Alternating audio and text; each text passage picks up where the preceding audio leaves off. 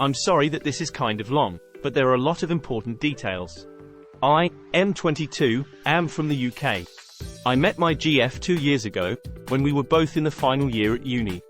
She was here on a student visa, and shortly after graduation, she entered a graduate scheme with a visa sponsorship.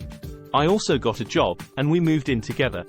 The company she worked for got into financial trouble, laid off a lot of staff, and cancelled the graduate scheme. This meant she no longer had sponsorship for her visa, and needed to find another job, or return to her home country. She has been looking, but it's not easy to get a job with a sponsorship. She was spending a lot of time looking for jobs, going to interviews, etc., and I could see she was getting stressed and tired. When I got home from work, she was still on her computer, typing cover letters and scouring job sites. After a long day at the office, I wanted to have dinner and cuddle up with a film. But of course I understood, and I tried to help her as much as I could. One day I was out with a couple of friends from work, and one of them suggested I marry her so she could stay.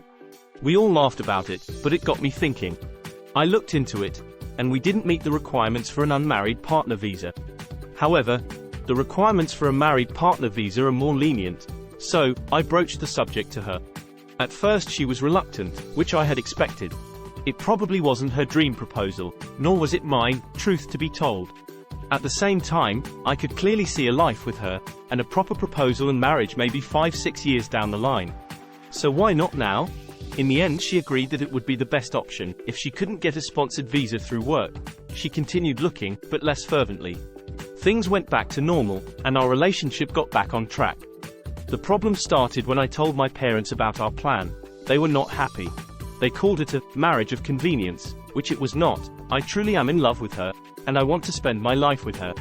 I explained this to them, but they still said it was a bad idea. My parents are sort of middle class, but my grandparents are pretty rich.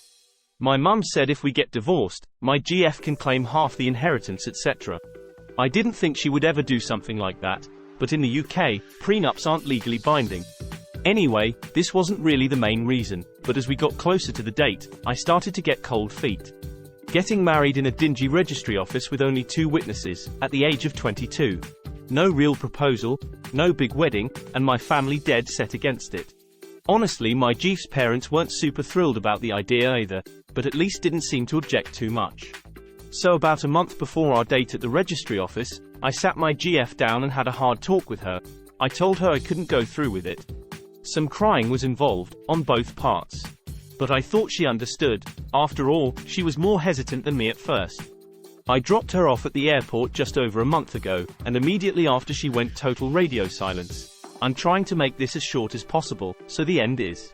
I finally spoke to her a couple of days ago, and she said the reason she hasn't been responding is that she doesn't want to be with me anymore. She doesn't trust me, and she doesn't think I love her. She said it was a move to pull a flip and switch on her last minute. Which I understand, but at the same time, I'm willing to work on this long distance. Maybe she can come back in a couple of years. I told her I could come and visit her. I had already looked up tickets and was willing to fly out as soon as possible. She said there's no point, there is no future for us after what I did. So, AITA for pulling out of the wedding last minute, so my GF couldn't stay in the country. AITA for forcing my girlfriend to leave the country by bailing on the wedding. Hit the subscribe button now for more AITA dilemmas.